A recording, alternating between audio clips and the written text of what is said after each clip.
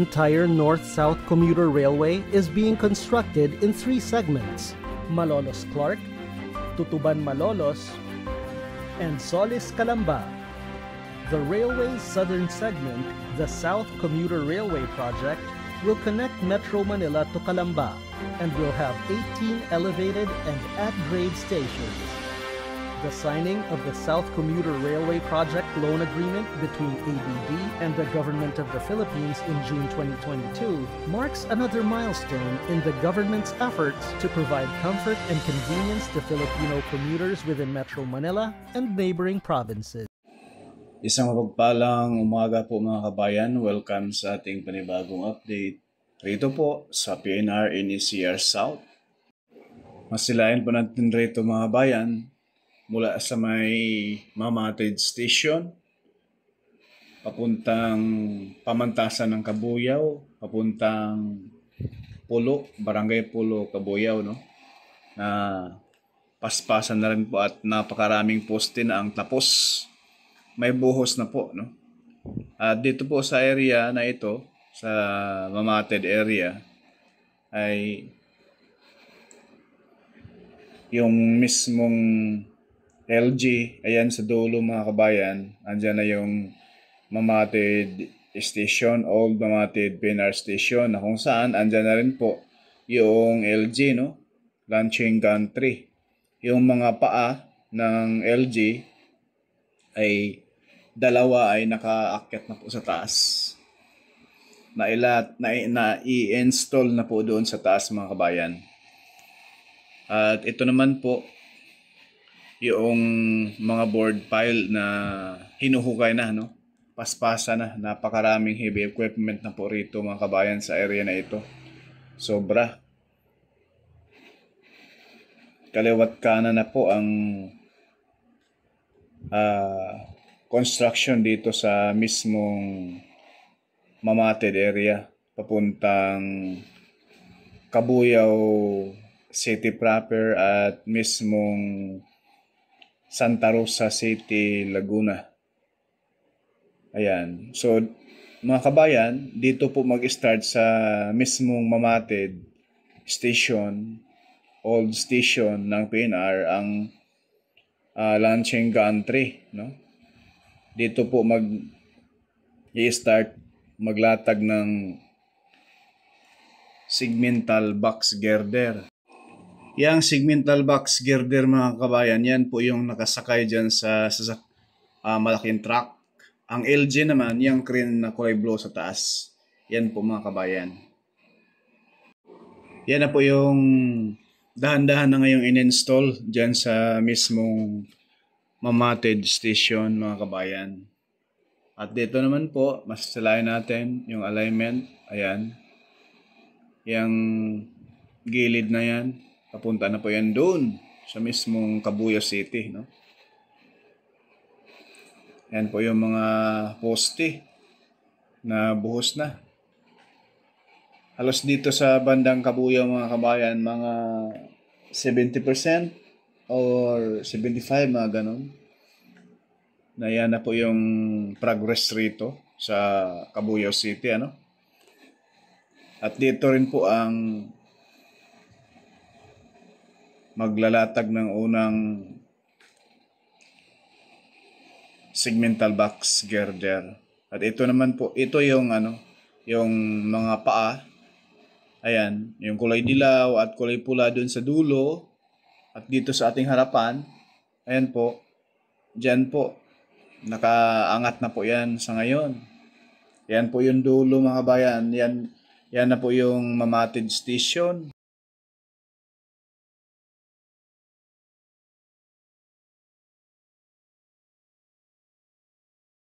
Yang nilagyan natin ng araw, yan na po yung mga paa ng mismong launching gantry, kung LG, no, tawagin. So ngayon dito na tayo sa Santa Rosa City, Laguna, no? Kung saan paspasan na rin po rito ang pagbaon ng mga board pile. Yung makita natin dyan na yung may sasakyan na parating mga kabayan sa mga area na yan papuntang South Vale, ay may mga baon na rin po yan dyan. So, kagaya doon sa nakita natin video kaganina sa area ng Mamate, lalagyan muna nila mga kabayan ng pre-cup, no? Babaon muna sila ng mga bakal doon, pre-cup parang square, no? At saka sila maghukay, no? Kasi alam na nila yung mismong kung saan nakabaon yung mga board pile para hindi matamaan. Yan, medyo mabilis yung progress rito sa Kabuyao at itong Santa Rosa. So, pagkatapos tong Kabuyao at Santa Rosa mga kabayan, parang habang gumagawa sila ng mga poste ng PNR going to Alabang, parang nakabuntot siguro itong paglatag ng segmental box girder. Parang ganon siguro mga kabayan. Sa akin lang po yan ha.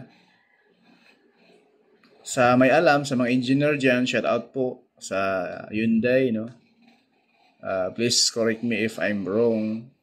Tao lang, no? Ayan po mga kabayan, masisilayan natin yan. Ayan, paspasan na yung pagbaon ng board pile dyan. Kahit gabi, may natanong tayo rin na kahit gabi may gumagawa sa ngayon rito.